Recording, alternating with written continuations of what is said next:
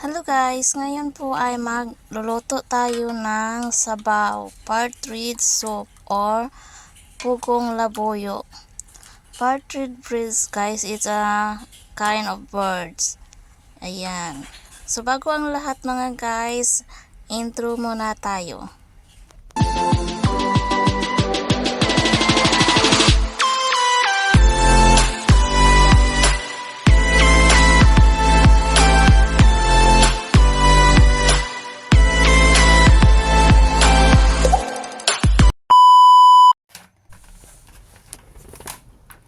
So ito na siya mga guys, yung partridge o pugong labuyo. Isa po siyang ibon mga guys. Ito po yung gawin nating soup ngayon. So bago ang lahat, linisin muna natin siya ng mabuti. So ayan mga guys, maliit lang siya kasi ano nga siya, ibon lang. Parang ano siya mga guys, parang pig yun, pero hindi siya pig yun. Kasi ang pig yun mga guys, masyadong malangsa. Ito hindi siya hindi siya masyadong malansa. So linisin muna natin ng mabuti bago natin gawing soup.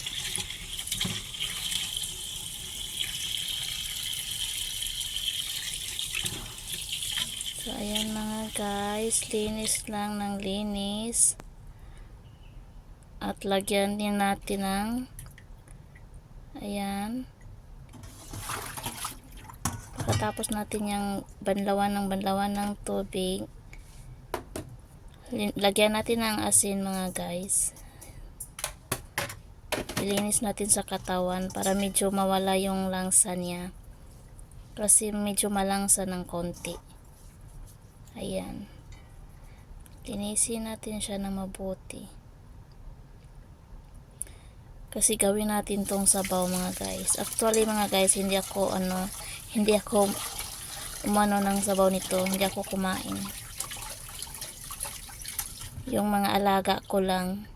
Kasi yung itong ibong labuyo mga guys is equivalent siya sa 9 piece of chicken. May ano siya parang gamot siya ng ubo at saka sipon. Yung may mga plima, parang pangtanggal siya ng mga plima. Yun ang na-research ko sa Google.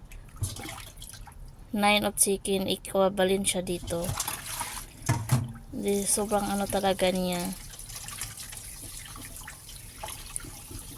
Ginagawa nila ditong gamot. Iwan ko lang kung totoo. Yun kasi na-research ko sa Google mga guys.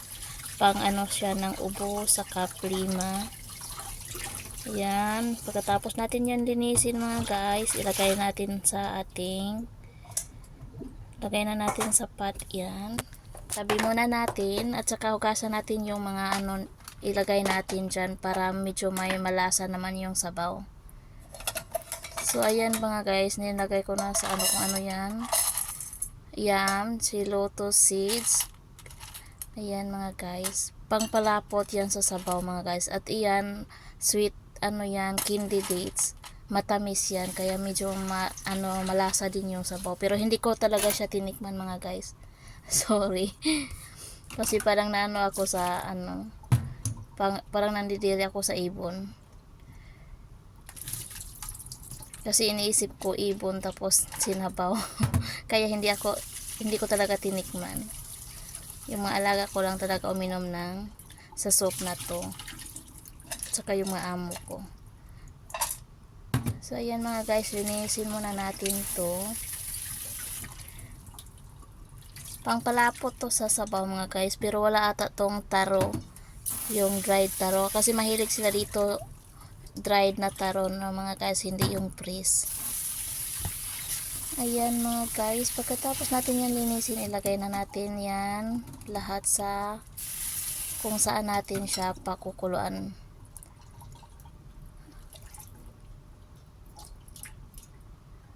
So ayan na siya. Tapos na natin yan linisin at ilagay na natin sa ating pot.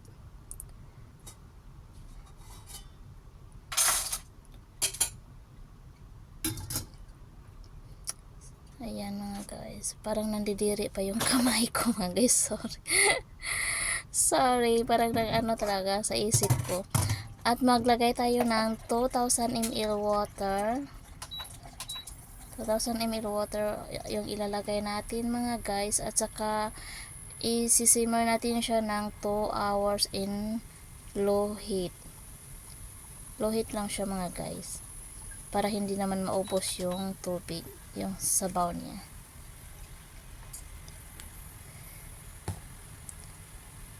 Ang tagal naman kasi maano na yung filter namin. Mahina na. Ayan. Hindi ko na nalinisan yung filter namin kaya mahina na yung ano ng tubig. 2000 ml water. Actually mga guys, pwede din yan siya nyo is ano, yung labuyong pugong labuyo ilagay sa ano, sa congee or sa lugaw. Ayan. Pagkatapos niyan mga guys, pakuluan natin ng 2 hours. Pagkatapos niyan kumulo mga guys, anuhan nyo na yun ng low heat. Yan siya mga guys.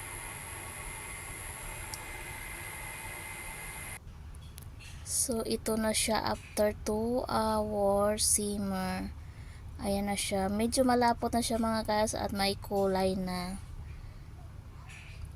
Yan. At ito na siya. Nilagay ko na sa bowl. Thank you for watching guys. Bye bye. See you in next my video.